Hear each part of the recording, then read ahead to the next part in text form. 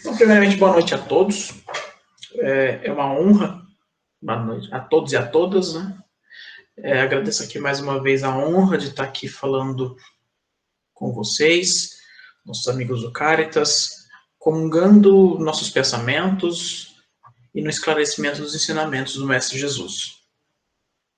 E em especial nesse tema de hoje, que é tão bonito, que é sobre a fé, a mãe da caridade, mãe da esperança e da caridade, que é o título de uma mensagem de José, o Espírito Protetor, recebida em Bordeaux em 1862, no capítulo 14 do Evangelho segundo o Espiritismo, que trata da fé que transporta montanhas.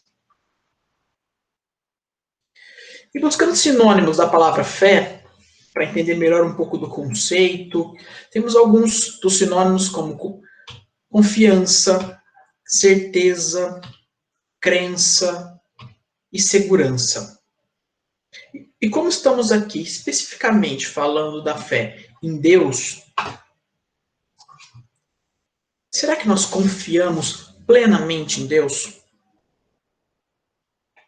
Porque às vezes a gente prefere confiar até em outro ser humano que é falível, imperfeito, que nem nosso corpo tem até prazo de validade, do que em Deus, que é infinito e imaterial.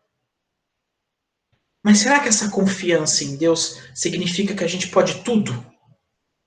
Porque Deus está na nossa retaguarda? Ou às vezes aquela frase, né? Tudo posso, porque tudo posso naquele que confia. Como se essa fé em Deus fosse uma imunidade? Como se ela fosse um vale tudo para te blindar de consequências e principalmente do sofrimento. A fé não é uma imunidade à dor.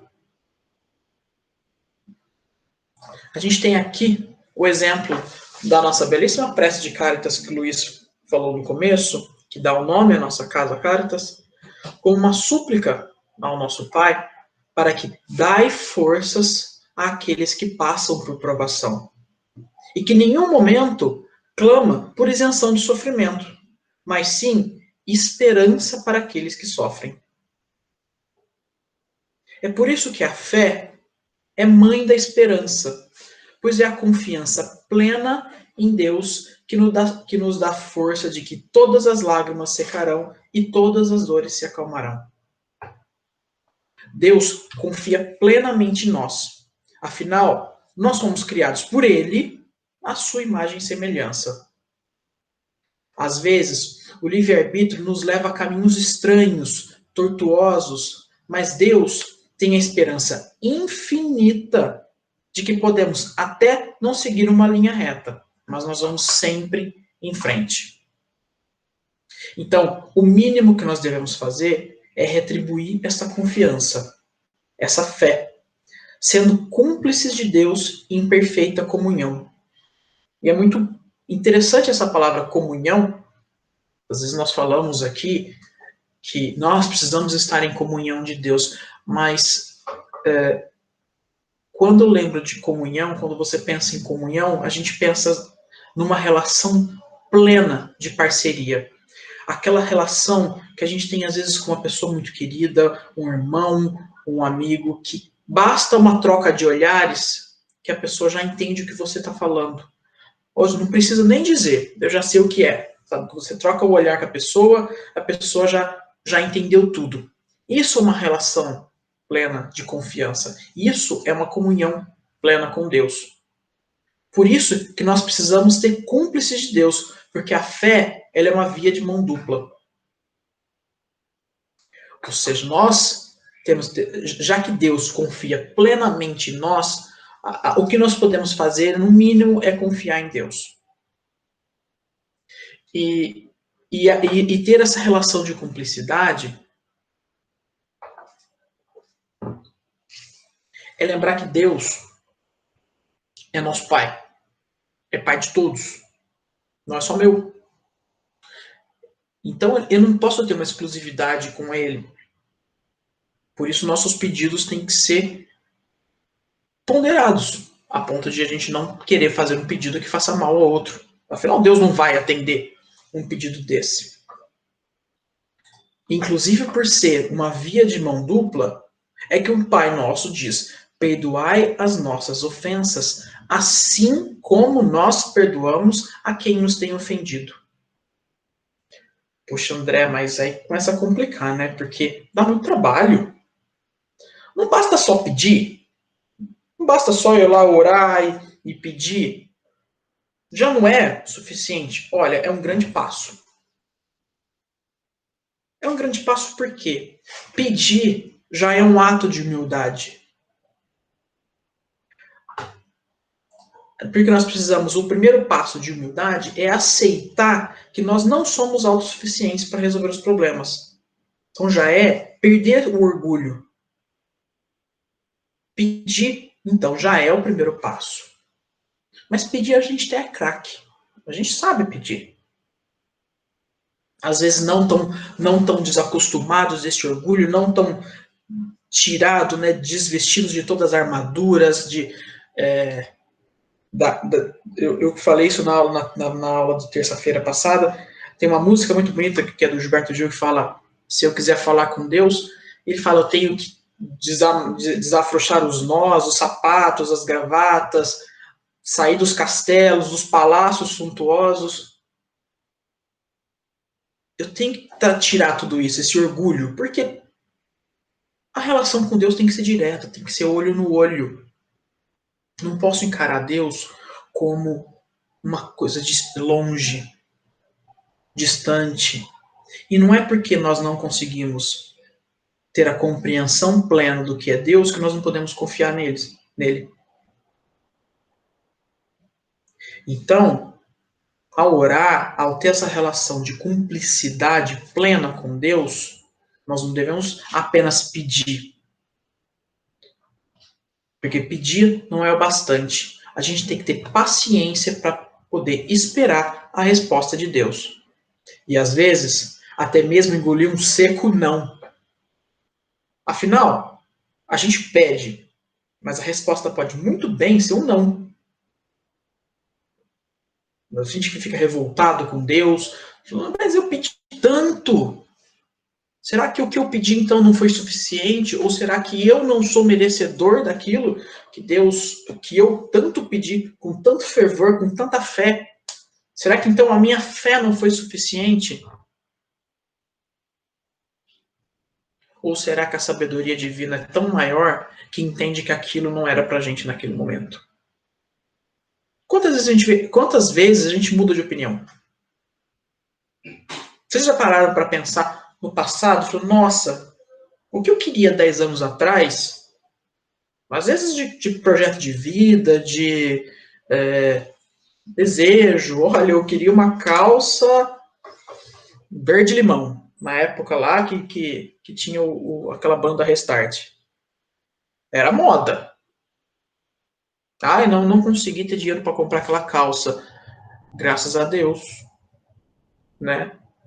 Que era uma calça horrorosa. Então, será que isso, tendo um exemplo bem simples, mas às vezes a gente tem que confiar em Deus de que quando o não vem, é para o nosso bem. E como vai vir essa resposta? Ela vai vir num letreiro gigante, numa Times Square que fica um neon gritando. A gente para e fala assim, Deus, olha, eu vou aqui, ó, tô aqui querendo comprar essa coisa que eu não quero aqui.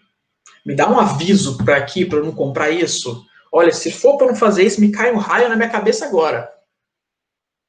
Não vai cair um raio na sua cabeça. Você já sabe que não vai cair um raio na sua cabeça. Por isso você está pedindo uma coisa absurda assim. E a gente faz isso, né, para justificar os nossos pontos.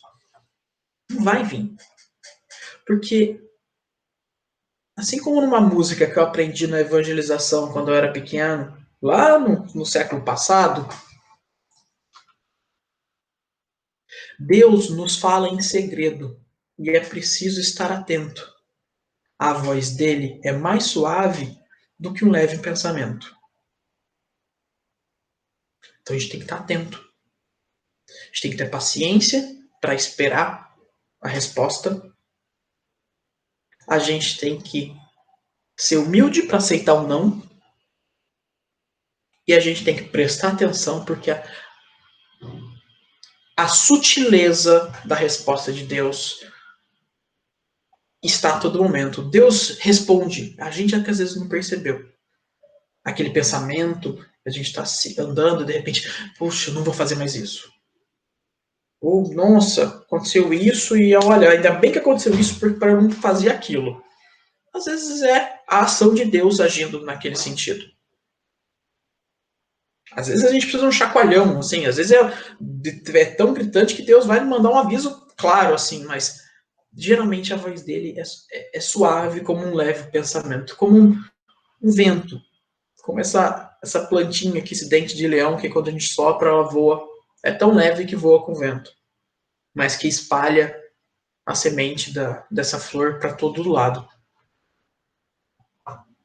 Mas a fé e a esperança não são por si só suficientes. Poxa, André, tá complicando, né? Então você quer que eu acredite em Deus, que eu tenha confiança plena em Deus, que eu tenha uma comunhão absoluta com Deus, sim. Que eu tenha paciência para escutar, para esperar a resposta e ainda para entender quando é um não. Mas o que mais está faltando? Trazendo aqui uma bela passagem de outro capítulo do Evangelho, que fala: quando mesmo eu tivesse a linguagem dos anjos, mesmo eu tivesse a linguagem dos anjos, quando tivesse o dom de profecia que penetrasse todos os mistérios, quando tivesse toda a fé possível, até o ponto de transportar montanhas, se não tiver caridade, nada sou. Dentre essas três virtudes, a fé, a esperança e a caridade, a mais excelente é a caridade. E não, jovens, não foi o Renato Russo que disse isso. Foi o apóstolo Paulo, em uma das mais belas passagens do Novo Testamento. Ou seja, nós precisamos da caridade, pois ela é a personificação da fé e da esperança, como esse sentimento inato na nossa origem e inspiração divina, que contagia aqueles que não possuem. A caridade é contagiosa. No capítulo Bem-aventurados os que são brandos e pacíficos, diz que sede paciente. A paciência também é uma caridade.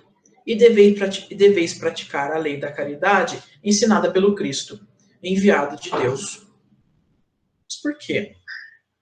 Porque quando uma pessoa sem fé, ou seja, uma pessoa que perdeu completamente as esperanças,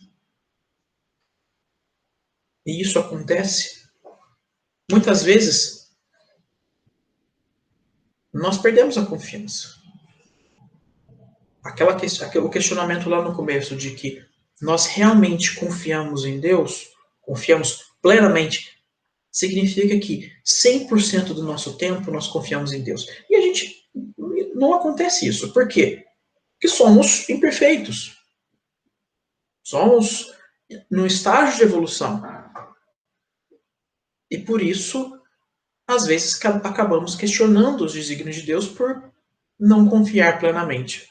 Puxa, Deus, por que aconteceu isso? Por que isso tem acontecido comigo? Ou porque Deus levou aquela pessoa porque foi tão jovem, foi tão cedo?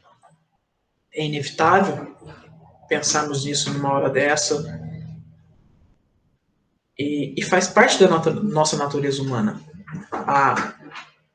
O alívio que nos dá, o que nos passa, os ensinamentos de Jesus, é de que Deus é a fonte de confiança. É aquela certeza de que Ele estará lá para pôr um fim nesse sofrimento. A fé não é a imunidade de dor, porque a dor vai vir. A dor é inerente ao nosso processo evolutivo. O sofrimento, ele é inerente ao nosso processo evolutivo. Ele vai acontecer. Nós vamos sofrer pela perda de uma pessoa querida. Porque nós somos desse mundo. É natural, é natural do nosso estágio evolutivo, é natural do ser humano encarnado ter saudade, ter dúvida. Nós vamos dar um passo à frente. Podemos dar um passo à frente. E vamos seguir na evolução, sim. Mas, e botando em prática esses ensinamentos, porque ele trouxe o norte, ele trouxe o caminho e de como prosseguir. Como prosseguir? Tendo fé, tendo esperança e praticando a caridade. Porque a caridade ela é contagiosa. Quando uma pessoa sem esperança vê uma atitude totalmente gratuita e despretensiosa em outra pessoa, que não está preocupada em ser recompensado, ela demonstra pelo exemplo a sua esperança em tempos melhores. Porque, poxa, por que aquela pessoa está fazendo gratuitamente aquilo? Porque dá a impressão que tudo é uma troca. Eu faço isso porque eu tenho que ter uma troca, eu faço porque eu vou ganhar bônus hora, porque eu vou comprar meu terreninho no céu, ou porque eu vou ganhar mais amigos espirituais. Isso trazendo para o espiritismo, né? Ou porque eu vou me promover, vou ficar bem, as pessoas fazer a caridade. Hoje em dia também demonstra, né? Posta nas redes sociais, tem vários likes. É errado o que essa pessoa fez? Olha, não é perfeito. Mas essa caridade gratuita é a caridade cristã, é a caridade que o Evangelho prega, que Jesus prega. Então, essa demonstração gratuita, despretensiosa, sempre preocupado com recompensa, contagia o de sem esperança de que as coisas vão melhorar. Porque a única justificativa que essa outra pessoa tem ao fazer um ato de caridade é a confiança plena em Deus. A confiança de que esse é o caminho da retidão. Quem disse isso? Jesus. Mas, tá certo, tá errado? Não sei, eu confio. É por isso que nós devemos confiar em Deus. E é nesse conceito que eu finalizo aqui lembrando da questão da imunidade. Não a imunidade do Covid, gente. Mas um ponto que eu fiquei refletindo muito isso quando eu vi essa frase em uma das palestras do Haroldo, de que ele fala justamente, né, que a fé não é uma imunidade ao sofrimento. E porque eu pensei, puxa, mas quando a gente reza lá o Pai Nosso, ele fala, mas nos livrai-nos do mal. Então eu estou pedindo que ele nos livre do mal, que me afaste do mal. Mas eu não estou nessa prece dizendo que se o mal ocorrer, e o mal não ocorre por desígnio de Deus, ocorre pelos nossos próprios atos, de que se o sofrimento assim vier, eu vou ter a ferramenta necessária, que é a confiança em Deus, é a fé e a paciência. E, afinal, como eu vou lidar com isso é uma responsabilidade minha. Como nós vamos sair, como você vai sair dessa situação, cabe inteiramente a você. Eu lembro de uma história que uma vez eu escutei, de um exemplo. Olha, tinha uma pessoa que estava lá sofrendo, com dúvida, passando por um sofrimento, aí o pai dela falou assim, olha, foi lá Falou, o que está acontecendo, minha filha? Falou, não, eu estou sofrendo e está acontecendo tudo comigo de errado. E agora? Como é que a gente vai sair dessa? Aí ele foi lá, pegou uma cenoura, um pó de café e um ovo cru. Colocou numa panela, pegou a panela fervendo, né, de água, colocou o ovo numa panela, colocou a cenoura e depois colocou o café. Na verdade, colocou não, né? Passou o café com a água fervendo. Ele falou, olha, todos os três passaram pela mesma adversidade, que foi a água quente. O ovo se endureceu, se enrijeceu. A cenoura ficou mole. Quase que se desfez. Já o café passou de uma coisa que era impossível de ser degustada por uma bebida completamente deliciosa, agradável, e se transformou. Junto com a água, ele juntou com a água e se transformou numa nova coisa. É essa coisa, assim, evoluída, agradável e que tanta gente gosta, por exemplo. Então, me lembra disso de que as adversidades, todos nós vamos passar. Cada um vai agir da forma que pode, que consegue, que está preparado para isso, que está no grau evolutivo para isso.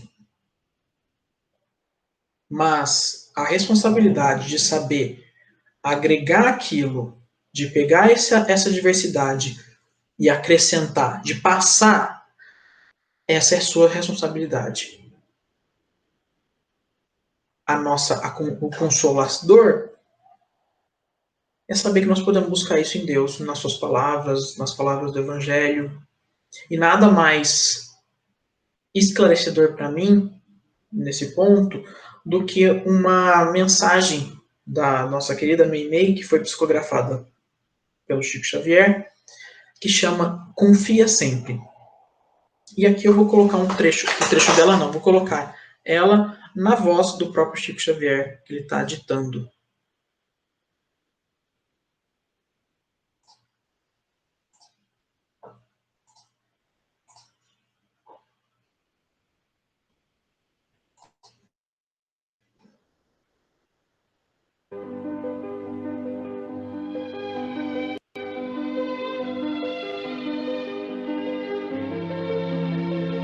Vocês estão escutando?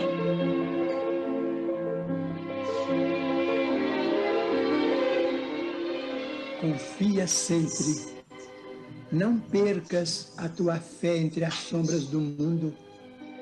Ainda que os teus pés estejam sangrando, segue para a frente, erguendo-a por luz celeste acima de ti mesmo. Crê e trabalha. Esforça-te no bem e espera com paciência. Tudo passa e tudo se renova na terra, mas o que vem do céu permanecerá.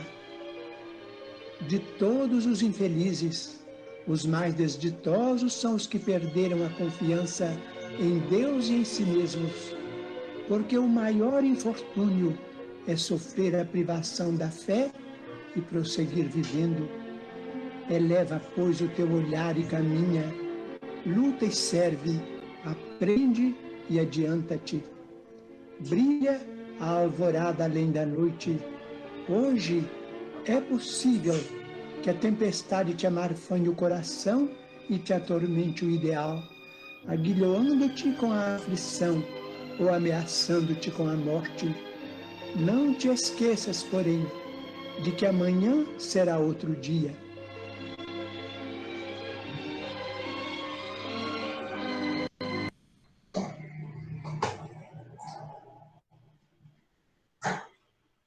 Então, com isso, eu agradeço a oportunidade de mais uma vez estar aqui com vocês. Espero ter colaborado, ter passado uma mensagem edificante e estou aqui à disposição caso alguém tiver algum comentário. Obrigado, gente.